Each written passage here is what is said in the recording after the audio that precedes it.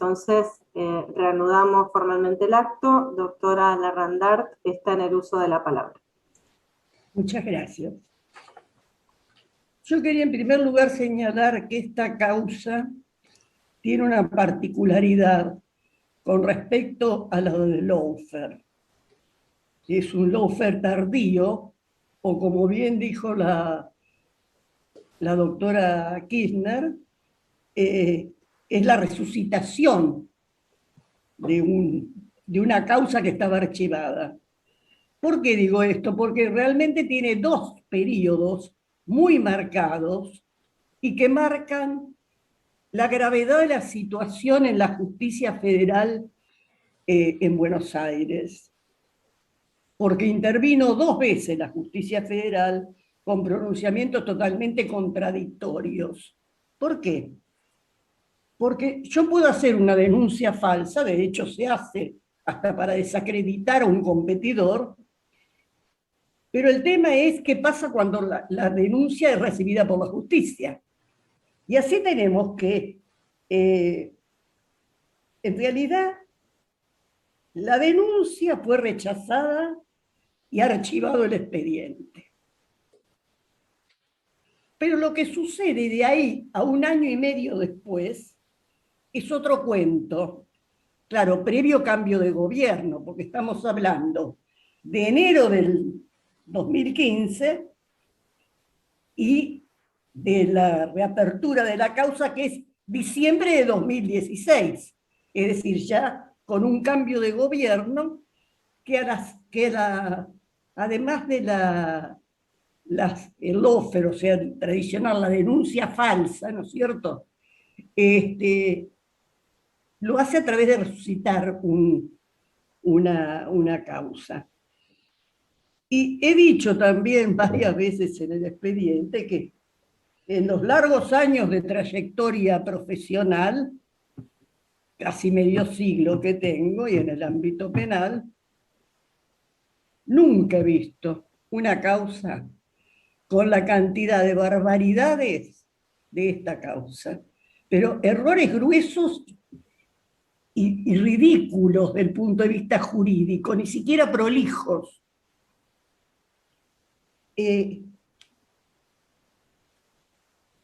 Nisman denuncia en enero del 2015 que la firma de este memorándum, que además había sido firmado en 2013, esto ya viene atrasado, o sea, el memorándum se firma en 2013. En 2015, de enero, se hace la denuncia diciendo que ese memorándum tenía por objeto impedir la investigación o el castigo de los procesados en la AMIA, que no habían sido indagados ni nada, es decir, no se habían entregado y no había ningún convenio con Irán. El tema es que esto llega a tribunales y en tribunales pasa lo que tenía que pasar, que esa ridícula denuncia de casi 300 carillas, donde se repetían cosas y se reiteraban sin ninguna descripción de hechos, suponiendo solamente que el memorándum de Irán había sido firmado por el canciller, por la presidenta y aprobado en el Congreso a efectos de impedir que cesen, a efectos no, disparatado era, que cesen las alertas rojas de Interpol y que se constituya una comisión de la llamada de la verdad, para dar una versión de los hechos distinta a la que e impedir que se investigaran tribunales. Yo creo que esta denuncia disparatada la hizo Nisman por cuestiones personales, pensando que si denunciaba a la presidenta no lo iban a echar porque tenía informaciones que lo querían echar, es decir, una serie de cuestiones personales. Y se manda este disparate, sin pruebas, sin nada, se queda hasta el que le daba pruebas de parte de la CIDE, que era Estiuso, no lo atiende. ¿Por qué? Porque el miércoles, cuando hace la denuncia, es el héroe nacional. Salen todos los diarios. El jueves, el director de Interpol públicamente dice que lo que dice Nisman es falso. Entonces, el viernes pasa de héroe a un tipo mentiroso. Es decir, ¿pero qué pasa en tribunales cuando llega esto a Comodoro Pi? Toma el camino que tenía que tomar, es decir, la justicia actúa como tiene que actuar. Lee la denuncia y llega a la conclusión de que en los hechos que se denuncian no había ningún delito, porque era solamente el ejercicio de las relaciones exteriores que corresponde precisamente al Poder Ejecutivo, y en caso de ser convenios con otras naciones, tiene que ser refrendado por ley del Congreso, cosa que se había hecho en 2013. De modo que nunca, hasta ese momento incluso se hubieran levantado antes, si era encubrimiento, no había sido levantadas las alertas rojas, ni había sido formada ninguna comisión de la verdad, ni nada. Otro de los objetivos que creo que tuvo esta denuncia es tapar un poco la falta de investigación y el medio de corrupción que tenía Nisman con respecto a su vida a los fondos de la unidad de la AMIA. Es decir, pero esto se soluciona en tribunales porque interviene un juez federal que dice, no, acá no hay delito. No hay delito y vaya al archivo. Claro, se apela y la Cámara dice exactamente lo mismo, incluso con términos muy duros con respecto al contenido de la denuncia. La Cámara Federal, en ese momento, con el voto de Ballestero y de Freiler, ratifica lo dicho por el juez de primera instancia y también ordena el archivo. El fiscal de la Cámara se va en casación y el fiscal de la casación opina lo mismo que había opinado el juez de primera instancia y la Cámara de Apelaciones, que no había delito. Por lo tanto, desiste del recurso. Esta primera etapa o primera película de la causa del memorándum tiene el disparate de la denuncia de Nisman, pero está bien solucionada porque recibe en la justicia la respuesta justa. Claro, pero después viene el cambio de gobierno y viene un año electoral. Entonces empiezan así, acá sí, la guerra judicial explícita, es decir, las falsas denuncias y todo, pero además buscan esta causa que además tenía connotación internacional, no solo de nacional, sino también internacional, la descubren archivada y deciden reutilizarla. También acá hay que ver, bueno, pero el tema es que se presenta la DAIA, que no había intervenido, no era querellante, y pide la apertura, la reapertura, es decir, nunca se había abierto la causa. La causa estaba archivada. Incluso el dictamen del fiscal de Cámara, cuando desiste del recurso, también es muy, muy duro. Y la Cámara Federal señala que el memorándum pudo ser un fracaso para la diplomacia argentina, un error para los anales legislativos, una desilusión para quienes creyeron ver en su texto el avance de la investigación por el atentado. Pero de allí haber forjado en él un maquiavélico plan para encubrir a los responsables de los cientos de víctimas de la voladura de la AMIA, existe un abismo. Esto es lo que dice la Cámara. Al archivo. Marzo del 2015, al archivo, con la previa intervención de las distintas instancias. Un año y medio después, el entonces presidente de la DAIA solicita ser tenido por parte querellante en esta causa que en realidad era inexistente, no tendría que haberse reabierto jamás. Pero acá sí empieza la intervención empieza la guerra jurídica, digamos, con una causa archivada. Nuevamente el juez interviene, el juez que había intervenido antes, y sigue afirmando de que no hay delito. La Cámara considera también su anterior pronunciamiento, no hay delito.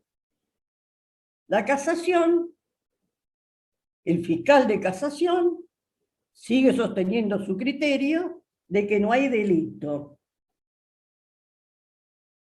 Y entonces no podía abrirse la causa.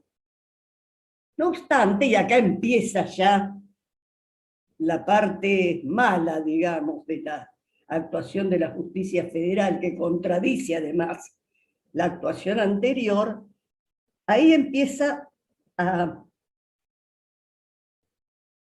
verse que toda la intervención que va a tener va a ser interesada. ¿Por qué? Porque la sala de la Cámara de Casación, que no debió abrir el recurso, lo abre. Lo abre sin intervención del fiscal, sin que hubiera querellante. Otra nulidad. Y interviene la sala 1. Sala que había un plenario, después lo vamos a ver esto, había un plenario que establecía que todas las causas vinculadas a la AMIA, el plenario 65, la intervención en la Cámara iba a ser en la sala segunda, que era la que había intervenido primero en la AMIA. O sea que hasta ese momento, desde el 94 hasta el 2015, todas las causas vinculadas a la AMIA, incluso la de Galeano, Castañeda, fueron a parar a la sala segunda. Y ahora cae en la sala tercera. Y la defensa, creo que la defensa de Timerman, que me diga el doctor Rúa si me equivoco o no, recusa a los integrantes de la sala, la sala estaba constituida por los jueces Ana María Figueroa y Boris Guiornos, que son recusados por la defensa. Sin embargo, los recusados autodeciden rechazar in limine nada más y nada menos que su propia recusación. Sigue adelante la causa. Esto fue en noviembre del 2016. Y en diciembre del 2016, el 29 de diciembre, antes de fin de año y antes del cese de la subrogancia, porque estas dos personas, a raíz de los cuales nosotros, digamos, volvemos a repetir argumentos anteriores durante la causa, por esta novedad que la defensa no sabía, de la presunta relación con el poder que tenían estas dos personas, que podían dar sospecha de parcialidad, nada más que eso. Si cometieron los delitos se va a averiguar. Nosotros lo que pedimos es precisamente que se dé intervención a la justicia penal para que si la conducta constituyó o no delitos. Esto es otra cosa. Pero lo que nos interesa es la influencia en esta causa. ¿Por qué? Porque este nuevo elemento de ahora permite explicar cómo hicieron esas barbaridades en la causa. Es decir, había algo detrás por la cual dos jueces normales, digamos, no era un Bonadío, normales entre comillas, ¿no? Fallaban, primero, auto no recusándose, y después, para la reapertura de una causa que estaba archivada por falta de delito, lo cual quiere decir que es un parangón en los efectos que tiene de una cosa juzgada y archivada. Sin embargo, sin mucha explicación la reabren. Y la diferencia entre los votos de estos dos camaristas y de la doctora Figueroa es increíble, porque parece que estuvieran hablando de dos causas distintas. Es decir, los gruesos errores que señala la doctora Figueroa, que son, ahora los vamos a hacer una síntesis, parecen no haber sido vistos, y son gruesos los errores, por ninguno de los otros dos camaristas, ni vistos ni tratados siquiera. Es decir, evidentemente esta causa tiene fallas no en su nacimiento, en su renacimiento, que no tenía cuando nació.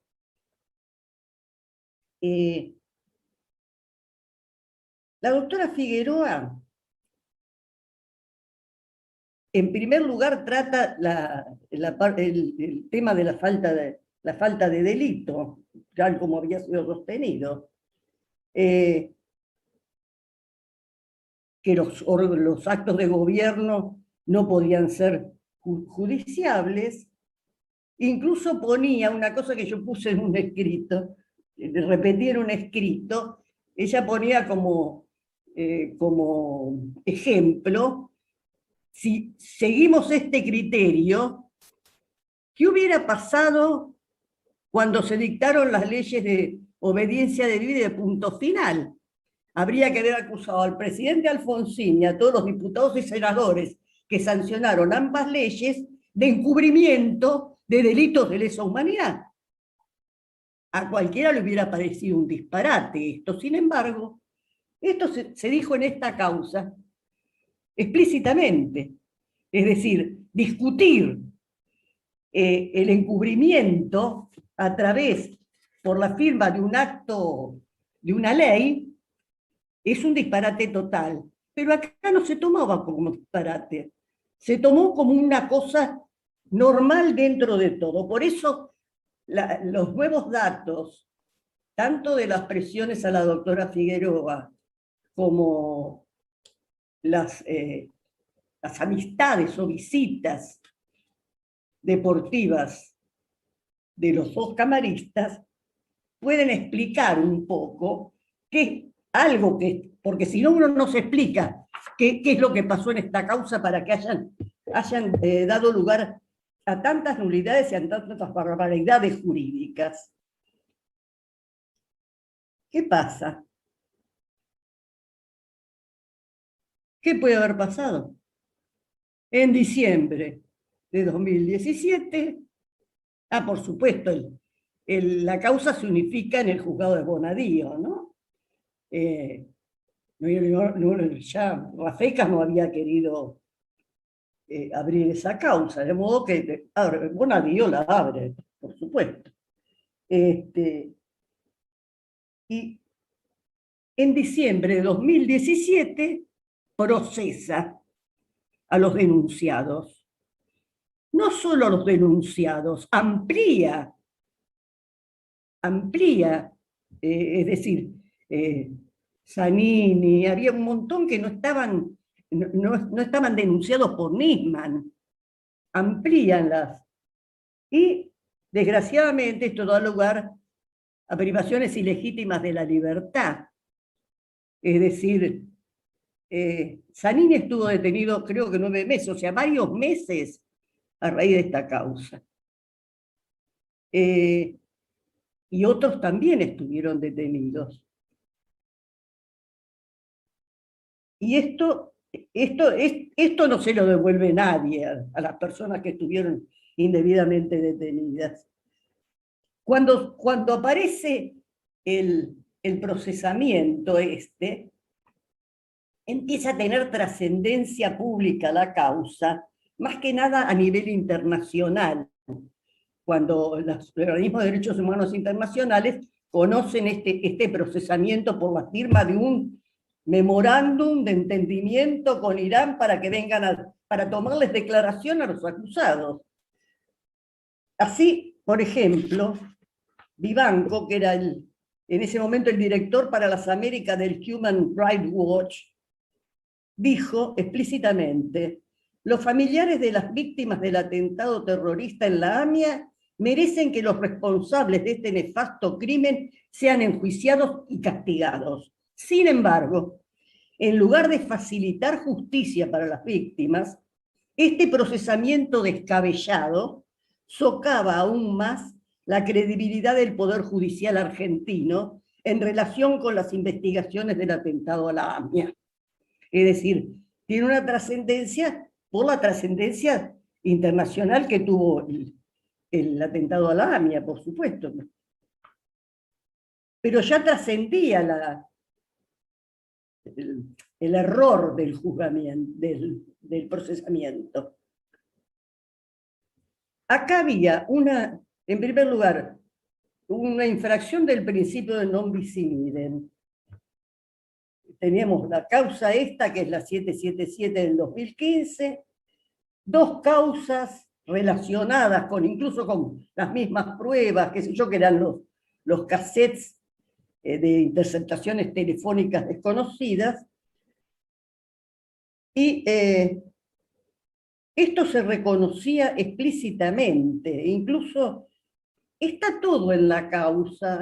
Yo creo que con buscar en la causa está todo. Incluso ahora se han repetido algunas pruebas, como el pedido del plenario. Ya la doctora Figueroa transcribía lo que decía el plenario, con eso me basta, no tengo por qué pedir el texto del plenario. Por eso digo que se puede solucionar así. Por ejemplo, el fiscal, en ese momento, con respecto, estamos hablando al principio de infracción al non bis in idem, entre las causas esta, otra causa que sobre los mismos hechos que se titulaba Timerman sobre encubrimiento, a raíz de un denunciante conocido, Dupuy de Lom, que tenía la costumbre de hacer denuncias, parece ser. Y se acumuló otra causa por los mismos hechos, caratulada Fernández de Kirchner y Timerman por traición a la patria. Y el fiscal interviniente en ese momento, a Focas 3439, reconoce que la otra causa no solo comprende el mismo objeto procesal, sino que además se encuentra activa y con un estado más avanzado. Entonces, ¿por qué se pide la reapertura de una causa que el mismo objeto y que hasta ese momento no se había tramitado porque tenía un pronunciamiento definitivo de cosa juzgada de que no era delito? El doctor De Luca, el fiscal de la Casación, también se refiere a la posibilidad de infracción al non bis in idem y al fondo y al Forum Shopping, al problema de litispendiencia, y advierte en este sentido, es importante lo del Forum Shopping, advierte que la existencia de la causa en el 4305, que era la otra causa similar del juzgado de Bonadío, generaba un serio problema, dice el fiscal, un caso de litispendiencia, en el que la garantía contra el doble juzgamiento opera directamente. Se trata de otro intento de la misma persecución, lo que además provocaba un serio menoscabo a la garantía de juez natural y la imparcialidad del juzgador, ya que se trataría, decía el fiscal, de la posibilidad de elegir el órgano jurisdiccional que intervendrá buscándose la respuesta jurídica más favorable. Por supuesto, la respuesta jurídica más favorable para este disparate la podía dar solamente Bonadío.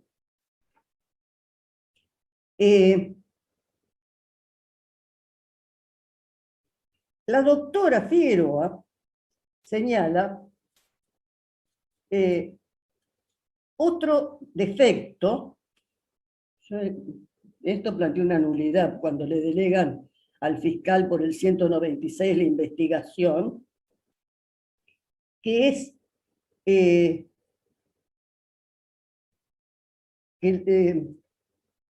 los hechos no constituían delito, había sido confirmado por el fiscal superior, el fiscal de la casación. Se había desistido. De modo que el hecho de que se le dé intervención nuevamente al fiscal como si hubiera sostenido la acción, implicaba la intromisión del Poder Judicial en un órgano autónomo con el Ministerio Público Fiscal.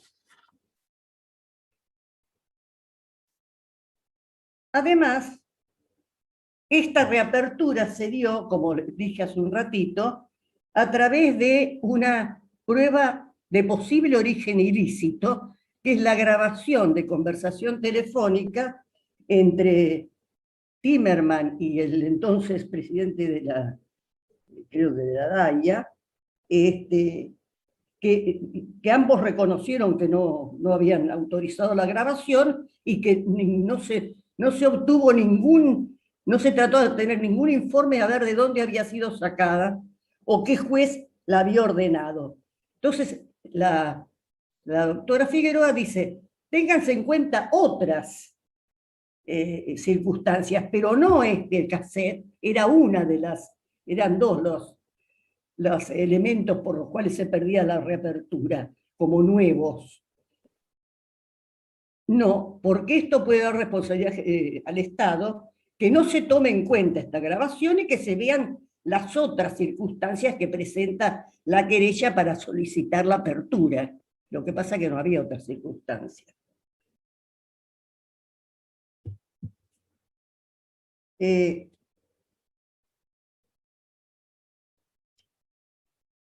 La doctora Figueroa destacaba que la reiteración de intentos de reabrir una causa que ha sido archivada luego un minucioso y consensuado análisis de los hechos denunciados no se podía admitir.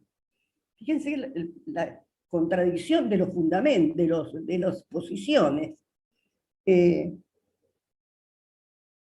La Comisión Interamericana de Derechos Humanos dice que el principio de supremacía de los poderes se puede ver afectado por una judicialización inadecuada de lo que es esencialmente político. Esta es, en realidad, el lawfare. Y se puede ver afectado por posible uso arbitrario del control judicial de las actuaciones cuando hay una politización del Poder Judicial. Esto es lo que ha sucedido.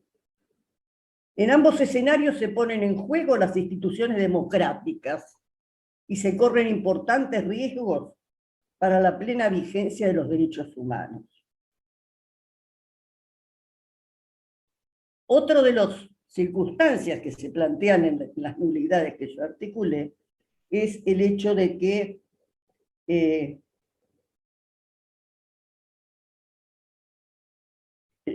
hayan sido Hornos y Boriski los que rechazan su propia recusación. Es decir, la defensa recusa cuando intervienen en noviembre de 2016 por el recurso. Llama al abierto, ¿no? Porque no tenía parte el recurso, no tenía impulso fiscal. Pero es recusado por la defensa de Timerman. Y Hornos y Boriski resuelven autorrechazar la recusación. No sé cómo llamarlo, digo autorrechazar porque lo resuelven ellos su propia recusación. Esto también es contestado por la doctora Figueroa.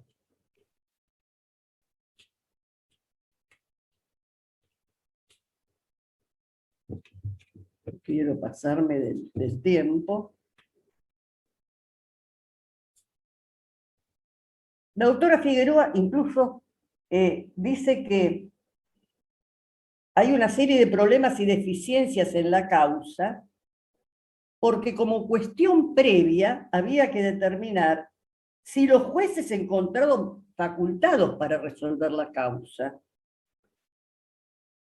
Y dice que no, precisamente por el tema que decíamos, desde el atentado a la AMIA hasta el 2015, en este caso hasta el 2016, estaba la causa de la AMIA y todas las relacionadas, incluso aquellas que fueron por encubrimiento, ¿no es cierto?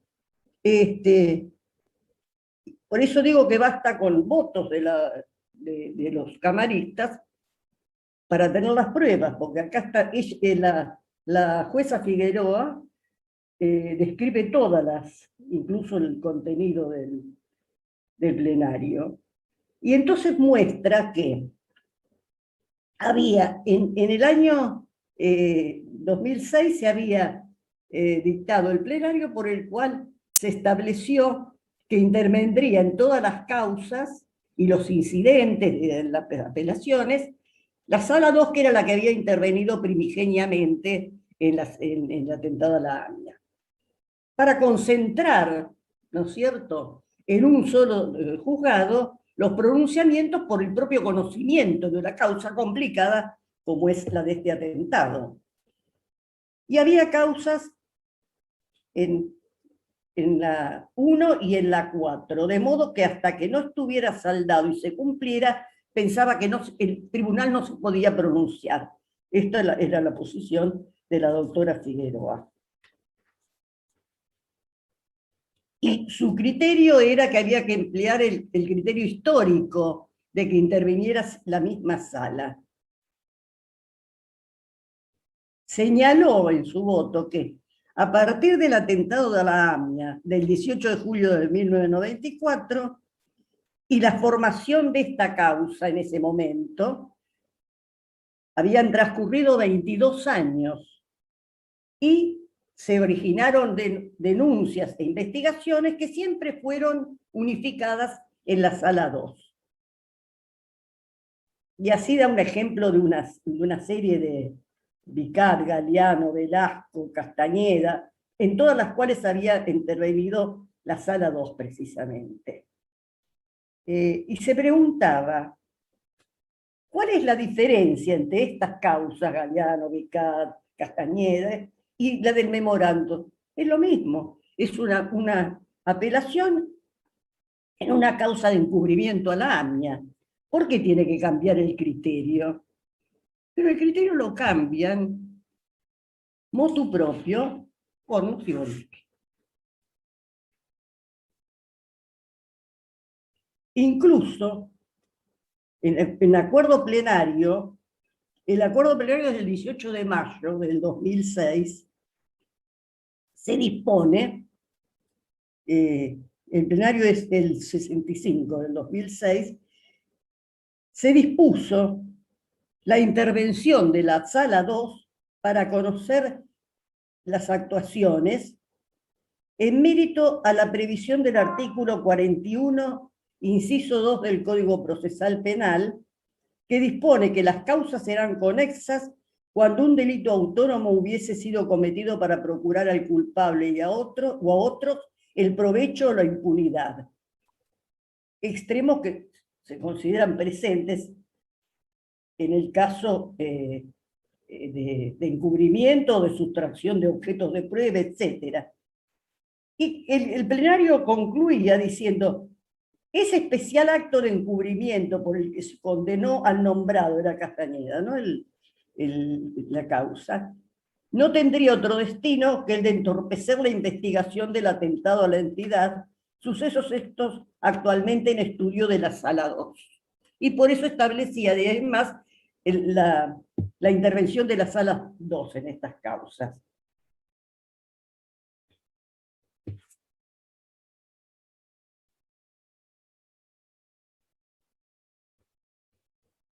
Y además, existe el otro elemento más grave aún, que es el hecho de que antes se habían inhibido en causas que ahora considera que no es causal de inhibición. Estoy hablando de Hornos y de Boriski.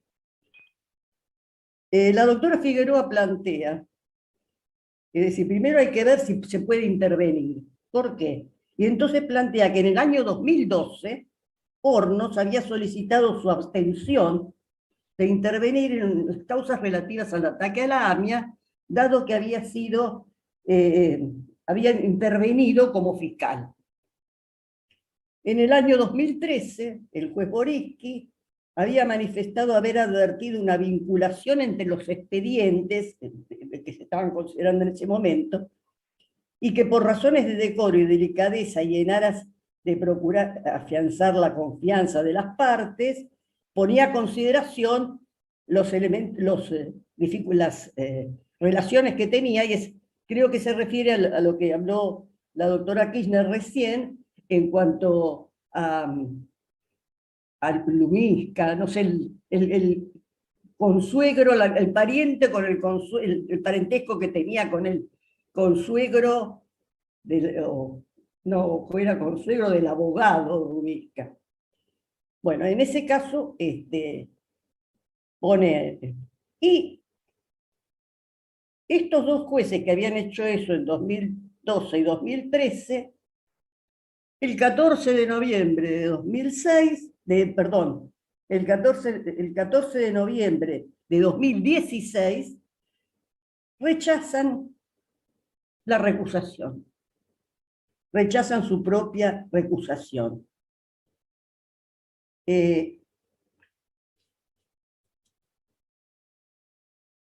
La intervención de la sala de casación es irregular.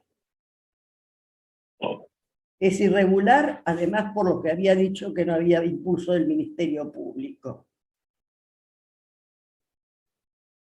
Por el hecho de que fue pedido a través de una prueba que podía ser tildada de ilegal, como era la existencia de un cassette cuya grabación nadie había demostrado que se hubiera autorizado.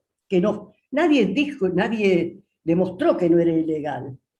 Y nadie es el que pedía precisamente la reapertura en base a ese elemento que podía dar lugar a la responsabilidad internacional del Estado. Es curioso que los jueces Hornos y Boriski hayan omitido tratar las cuestiones que señala la doctora Figueroa, y revelaría en realidad un afán de admitir rápidamente la denuncia, más allá del posterior éxito de la misma o del valor de las pruebas. Es decir, no se esperaba tener solamente, se esperaba rápidamente que se abriera. En realidad, el éxito se tuvo y se tiene hasta el día de hoy, ahora que hoy estuvo la expresidenta sentada en el banquillo. Lo que quería, en realidad, es sentar en el banquillo a la presidenta, al canciller y a todos los denunciados, incluyendo la ilegítima privación de libertad del doctor Zanini, y la trascendencia que todo eso tuvo y tiene y que todo eso tuvo en función de la imagen de el gobierno y las elecciones. Yo creo que se ganaron en tribunales las elecciones, con esta y otras causas. Todo esto hace que yo haya pedido la nulidad de todo lo actuado y que la causa vuelva a marzo del 2015, vaya al archivo y nunca más salga. Esto es la consecuencia. Lamentablemente nos encontramos en una situación institucional que es dolorosa, por lo menos para los que apreciamos la justicia y hemos trabajado por su mejoramiento muchos años. Hoy no solo no se confía en la justicia, sino que se desconfía de la misma. Y no es solo por la acción de los medios de comunicación.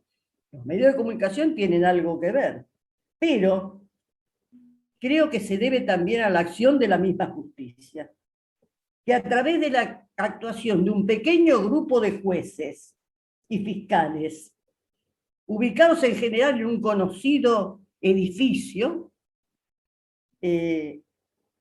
han contribuido a ese deterioro. Y ojo, a través de un juez específicamente, pero también ha contado esa actuación de la justicia de Comodoro Pi, ha contado con la indiferencia y algunas veces con la participación o colaboración de las cámaras, la federal y la de casación, y de la propia Corte Suprema. Nadie, a Nisman lo llamaban la embajada porque aplicaba un código que no regía ahí nomás, pero nadie lo detuvo a tiempo, ni siquiera la Corte. Es hora de devolverle a la justicia el rol de solucionar conflictos, de defender la Constitución, y a la cual la gente pueda tener acceso. Esto solo lo puede hacer la propia justicia. Recuerdo lo que en un artículo llamado Desvaríos Judiciales, el periodista Laría señalaba en el sentido de que una democracia puede considerarse consolidada cuando cuenta con un poder judicial independiente, que actúa con imparcialidad y no cede frente a la presión de actores de la sociedad civil o del propio gobierno cuando pretenden condicionar sus decisiones. Son numerosas las muestras que evidencian que Argentina está muy alejada de esa idea. Las decisiones judiciales que recientemente han tenido un gran impacto mediático revelan que el problema ha alcanzado tal dimensión que envuelve con una niebla densa al conjunto de las instituciones. Lo que yo pido es que entre todos despejemos esa niebla. Y acá tenemos muchos elementos, por lo menos 8 tengo anotada acá, que ya los enumeramos. Se reabrió una causa archivada por ausencia de delito, pese a que en la misma, se trataba de la misma denuncia y de los mismos hechos de la archivada. No, se pidió el archivo, el desarchivo, digamos.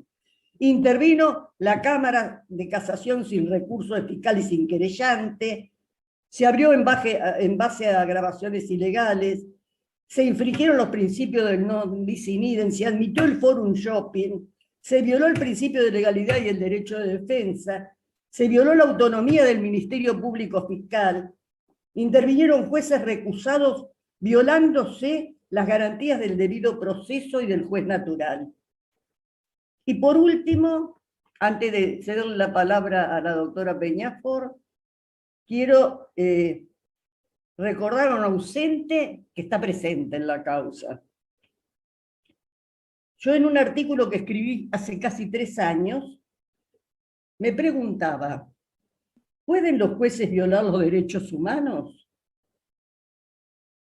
Y analizaba que cuando se piensa en supuestos de conductas que violen los pactos o convenciones de derechos humanos, en general se piensa en lo sucedido durante los golpes de Estado, las dictaduras, y en nuestro caso, sobre todo, del 76 al 83 en que hubo terrorismo de Estado.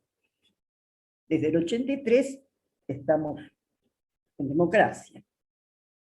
Y vemos que ello también puede suceder durante el llamado Estado de Derecho, y por conducta de los jueces, los que por ignorancia o bien dolosamente, a través de la violación de principios constitucionales, pueden infligir a un ciudadano tratos inhumanos y degradantes.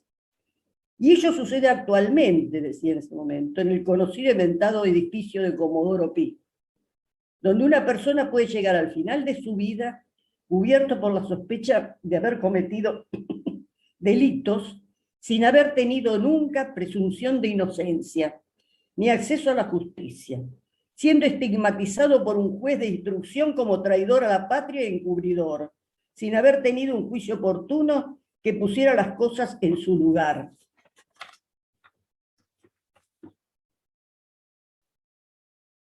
Con temor de no llegar a tiempo a ser oído ante el tribunal, y fijamos cuánto tiempo ha pasado para que el tribunal oiga las partes, esta es la primera vez. Oído, no escrito. Con temor entonces de llegar a tiempo a no ser oído, pidió que le tomaran, tenía cáncer de hígado, declarar antes del juicio, porque en enero del 2018 debía viajar a Estados Unidos para hacer un tratamiento. Pero la prisión preventiva que le aplicaron tanto el juez Bonadío como la Sala 2 de la Cámara de Apelaciones, que confirmó, determinó que se diera de baja su visa de ingreso a Norteamérica, tardando más de 2 meses en obtener una nueva visa. Y pudo ingresar a Estados Unidos, pero ya era demasiado tarde para el tratamiento. Esto sucedió luego de casi 2 años.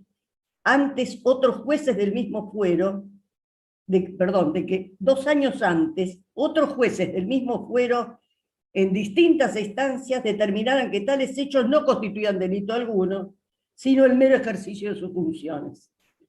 Pero parece ser que para otro sector de ese fuero, el mero ejercicio de las funciones en el gobierno anterior era delictivo, no importando que si encuadraba o no en alguno de los delitos del Código Penal.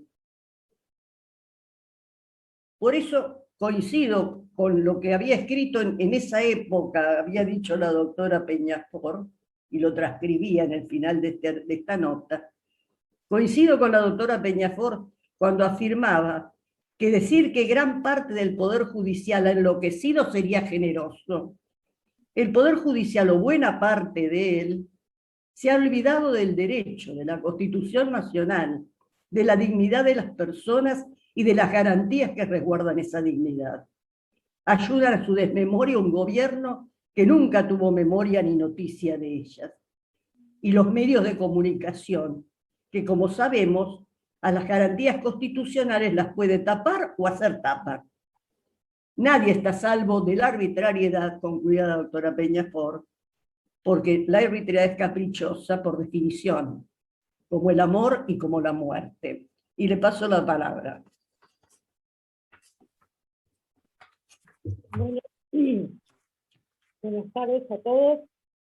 Seré breve en esta intervención.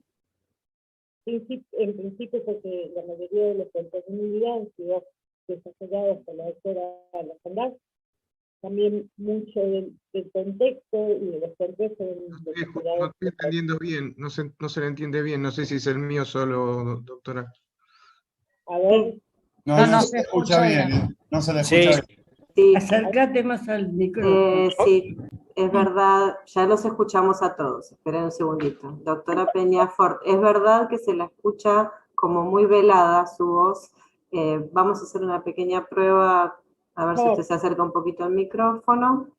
No, estoy instalando un micrófono externo, a ver si mejora. Bueno, perfecto. Entonces aguardamos unos instantes y ahí lo testeamos de nuevo. Bien, denme solo un segundo.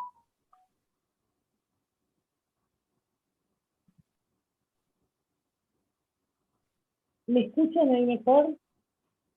Hola. Se escucha un poco mejor. Vamos a ver si desde aquí se puede subir un poco el volumen desde la A gente de la ver, Dirección de Tecnología. A ver ahora, doctora. hola, ¿me escuchan mejor? Muchísimo mejor. Perfecto. Tiene la palabra, continúa. Bueno, permítanme retomar porque me cuesta. Yo decía, voy a ser breve. Eh, el fundamento de la nulidad que se presentó ya lo desarrolló extensamente la doctora Larrandart. Los otros fundamentos también fueron desarrollados detalladamente por la doctora Fernández de Kirchner, y sin duda muchos de los detalles que algunas de las partes hasta ahora han admitido lo van a desarrollar los distinguidos colegas y los demás imputados que van a formar parte de esta audiencia. Yo le agradezco la oportunidad de hacer uso de la palabra, y especialmente le agradezco a Andrés Larroque, que me da la oportunidad de traer la voz de alguien que se va a mencionar mucho en esta audiencia y que no tiene voz, y que es una voz crucial. Se llama Héctor Timerman, fue canciller de este país y fue el acusado en esta causa. Yo no quiero hacer un largo desarrollo, sí quiero decir 2 o 3 cosas que me parecen importantes, y las voy a decir yo, porque quien las debía decir no está, porque se murió. Y lo que quiero decir es que desde que empezó esta causa, con el doctor Rúa y con la doctora Larrandart, fuimos los 3 primeros abogados que seguimos la causa, y fuimos parte de esta causa, y vimos largamente el detalle de cada una de las arbitrariedades y nulidades que han experimentado. No solo las vimos, las denunciamos, interpusimos los recursos, hicimos absolutamente todo lo que estuvo en nuestras manos técnicamente para que esta causa no tuviera el fin que tiene y no durara esta eternidad. Pero fue inútil, porque esta causa fue cerrada en el 2015 y fue reabierta de manera tramposa y amañada en diciembre del 2016. Antes de eso, ya las defensas habíamos planteado que los jueces no podían intervenir, que tampoco podía intervenir ninguna de las salas que estaba interviniendo, que existía un plenario, que los jueces se habían excusado de intervenir en las causas de AMIA. También planteamos con toda claridad que acá no había un delito. Incluso planteamos que se estaba persiguiendo por segunda vez el mismo delito y a las mismas personas. Y todos los planteos fueron inútiles, porque nadie los escuchó. En esta causa se ha mencionado mucho a los jueces que actuaron mal, a los fiscales que actuaron mal. Yo no voy a hacer eso, al revés, yo voy a agradecer, porque es un acto de justicia, a quienes en una época en la que era más fácil perseguir que hacer justicia, decidieron hacer justicia. Daniel Rafecas, el primer juez de la causa, que cerró por inexistencia de delito esta causa. Los jueces de la Cámara de Apelaciones, Eduardo Freire y Patti Ballesteros, Luis Ballesteros, quien confirmaron este cierre. El doctor Javier de Luca, fiscal de casación, que señaló insistentemente no solo que no había delito, la doble investigación y la vulneración de las garantías de los acusados en esta causa, y la doctora Ana María Figueroa, que tuvo el coraje de escribir lo que era cierto, lo que era obvio, lo que era evidente y lo que nadie se animaba a decir.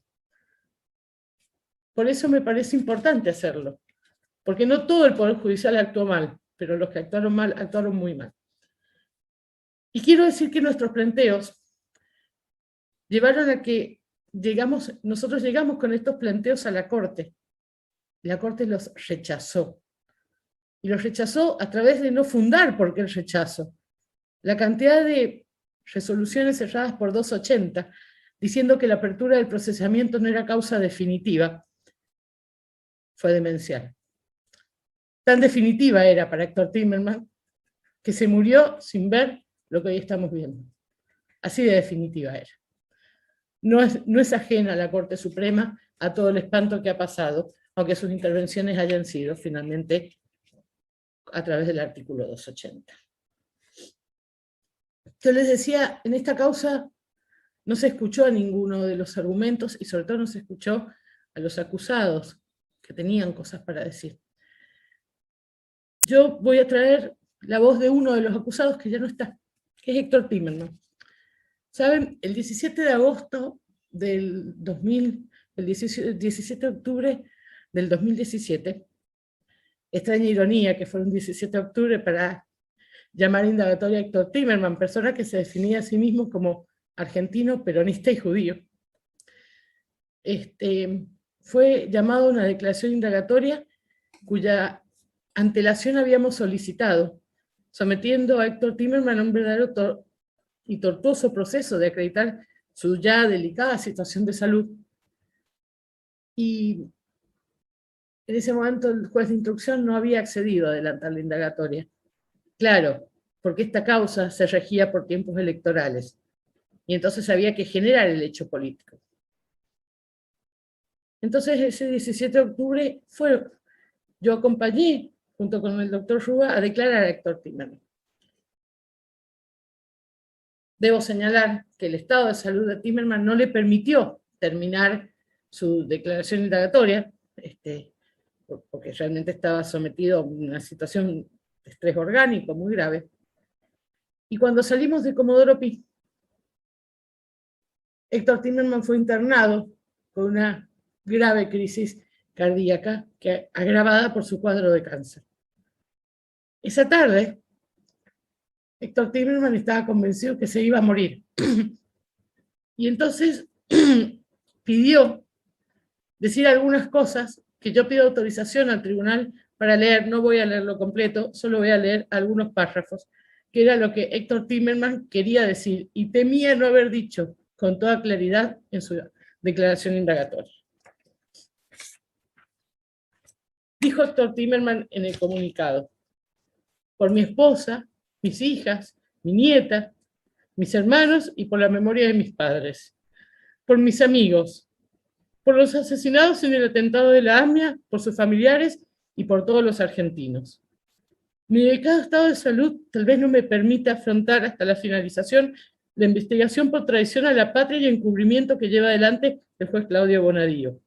Por eso solicitó hace algunos meses que se fije una audiencia en forma inmediata, a fin de poder aclarar los hechos de los que me acusan en una presentación espontánea. Pero el juez me la negó. Por eso escribo la presente, para que toda la sociedad sepa la verdad.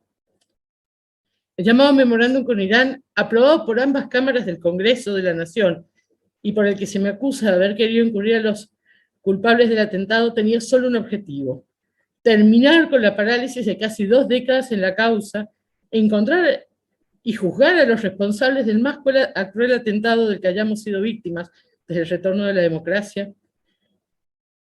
Y dice Timerman: desde que era joven participé de muchas acciones para proteger los derechos humanos en todo el mundo.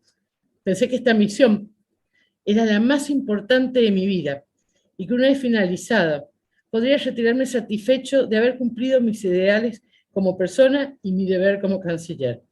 Sentí, con la firma del memorándum, la profunda emoción de encontrar el camino para encontrar y culpar a los autores del atentado a la AMIA. Es normal que haya desacuerdos en cualquier tema de política internacional, pero nunca me imaginé la explosiva reacción que desataría este caso. Y particularmente, permítanme porque debo cambiar de hoja, y particularmente el vehemente rechazo de la comunidad judía a la que pertenezco, que me sorprendió y me causó un profundo dolor. En Argentina no existe la posibilidad de continuar con un proceso penal si no hay indagatoria de los imputados. Dado que varios de los imputados por el atentado de la AMIA residen en Irán, que por legislación nacional no los puede extraditar, todo lo que nos propusimos era lograr que la justicia argentina tuviera la posibilidad de tomarle declaratoria a los imputados en su país. Contra las acusaciones sin prueba, aclaro una vez más, no solicitamos el levantamiento de las alertas rojas. Por el contrario, me comuniqué con el responsable de Interpol para asegurarme que se mantendrían. No negociamos a cambio del acuerdo para llegar a la justicia. No, ni el comercio de granos, ni de petróleo, ni de nada. No hubo reunión secreta en Alepo. Nunca se negoció abandonar la causa AMIA. y el fiscal Alberto Nisman, al que se le anunció oficialmente y por escrito la existencia de las negociaciones reservadas, en aquella oportunidad respaldó el memorándum con IRA. Estas fueron las palabras de Héctor Timerman en oportunidad de brindar su declaración indagatoria. Yo las traigo para que sepan que desde el principio de esta causa no solo no hubo delito, no hubo pruebas del delito, sí hubo pruebas de la defensa, que hasta ahora no se han proveído, tales como el testimonio de Solier y de Noble, los funcionarios de Interpol, que dan cuenta que la Argentina preservó hasta último momento, y sobre todas las operaciones que corrieron, la plena vigencia de las alertas rojas. Pero además de esto, yo quiero decirles algo. Cuando esta causa se termine, yo le pido al tribunal que por favor se encargue de limpiar expresamente el nombre de Héctor Marcos Timerman, que se murió infamado por esta causa, acusado del mismo delito que la dictadura había acusado a su padre, traición a la patria, y que como su padre, cuando regresó a la democracia, tuvo la posibilidad de recobrar su nacionalidad. La democracia no le puede devolver la vida a Héctor Timerman, y tampoco le puede devolver la cantidad de daño que le hizo a cada una de las personas que están en esta causa, los que estuvieron presos, los que fueron estigmatizados, los que fueron perseguidos por un poder judicial que fue en algunos sectores muy salvaje. Yo les pido que le den a todos los que participaron de esta causa, a todos los que fueron acusados y sufrieron esta causa, y se lo den también a los familiares y a las víctimas de la AMIA, lo que no han tenido hasta ahora, lo que tampoco tuvo Héctor Timerman: justicia. Muchas gracias.